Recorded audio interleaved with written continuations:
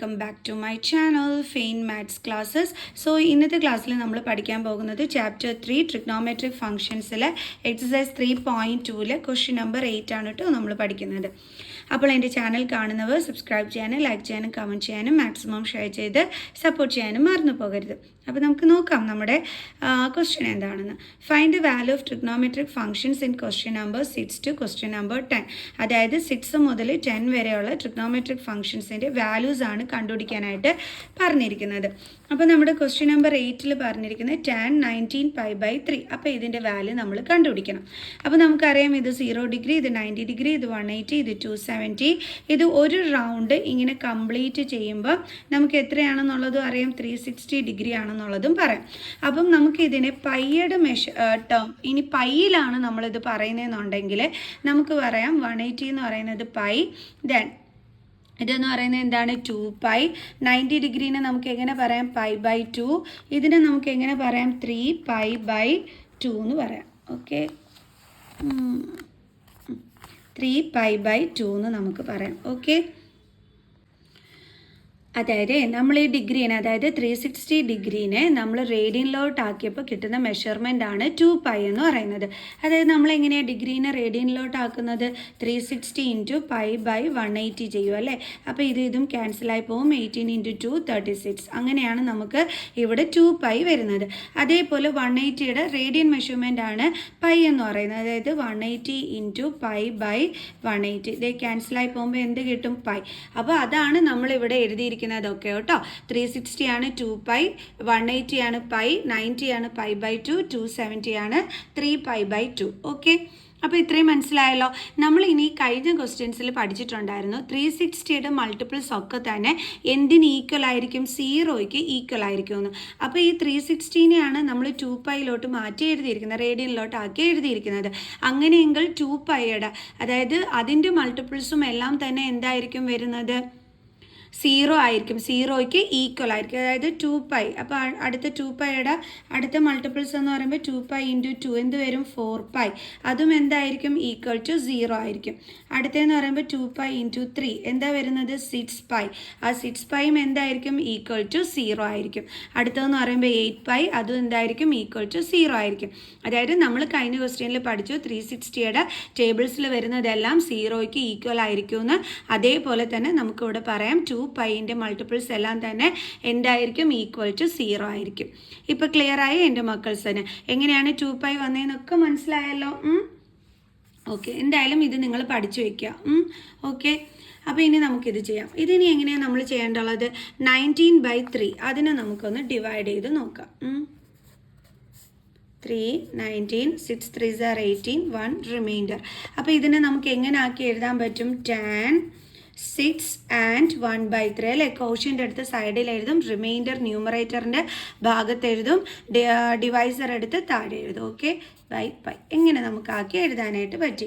ഇനി ഇതിനെ നമുക്ക് ഇങ്ങനെ സ്പ്ലിറ്റ് ചെയ്യാമല്ലോ, 6 and 1/3നെ 6 + 1/3 എന്ന് എഴുതാം അല്ലേ. അത് ഇൻറ്റു എന്താണ്, പൈ. ഓക്കെ, ഇനി നമുക്ക് എങ്ങനെ എഴുതാം, tan 6 കൊണ്ട് നമ്മൾ പൈനെ മൾട്ടിപ്ലൈ ചെയ്യണം. അപ്പോൾ 6π പ്ലസ് അടുത്തത് 1/3 കൊണ്ട് നമ്മൾ പൈനെ മൾട്ടിപ്ലൈ ചെയ്യണം. അപ്പോൾ നമുക്ക് എന്ത് കിട്ടും, 1/3π. ഫോൺ ഷേക്ക് ആവുന്നതേ മിസ്സിൻ്റെ പൂച്ചക്കുട്ടി ഇരുന്ന് കളിക്കുന്നത് കൊണ്ടാണ് കേട്ടോ, ഇതിനകത്തിരുന്ന് കളിക്കുക. അപ്പോൾ നമുക്ക് എങ്ങനെയാണ് വന്നത്. ഓക്കെ, നമുക്ക് കണ്ടിന്യൂ ചെയ്യാം. പിന്നെ വീഡിയോ എടുക്കാൻ സമ്മതിക്കുന്നില്ല, നീക്കി ഇങ്ങനെ കിടത്തിയാണ് ആളിനെ. അപ്പോൾ മക്കൾസേ നമുക്ക് തുടങ്ങാം. അപ്പോൾ എന്തായിരുന്നു, tan 6 × π 6π പ്ലസ് 1/3 × π 1/3π. ഓക്കെ, ഇനി എങ്ങനെ എഴുതാം, tan ഈ 6π എന്ന് പറയുന്നത് നമ്മുടെ 2πയുടെ മൾട്ടിപ്പിൾസിൽ വരുന്നതാണ് അല്ലേ, കണ്ടല്ലോ. അപ്പോൾ നമ്മൾ പറഞ്ഞിട്ടുണ്ട് 2πയുടെ മൾട്ടിപ്പിൾസ് വരുന്നതെല്ലാം എന്തിന് ഈക്വൽ ആയിരിക്കും, 0യ്ക്ക് ഈക്വൽ ആയിരിക്കും. അപ്പോൾ നമുക്ക് ഇവിടെ എന്ത് കൊടുക്കാം, 0 എന്ന് കൊടുക്കാം. അപ്പോൾ 0 പ്ലസ് പിന്നെന്താ ഉള്ളത്, 1/3π. ഓക്കെ, അപ്പോൾ tan 0 + 1/3 എന്ന് പറഞ്ഞാൽ എന്താ വരുന്നത്, 1/3π എന്ന് പറഞ്ഞാൽ 1/3π is equal to tan of 1/3 × പൈയുടെ വാല്യൂ എന്താണെന്നാണ് നമ്മളിവിടെ പഠിച്ചിരുന്നത്, 180.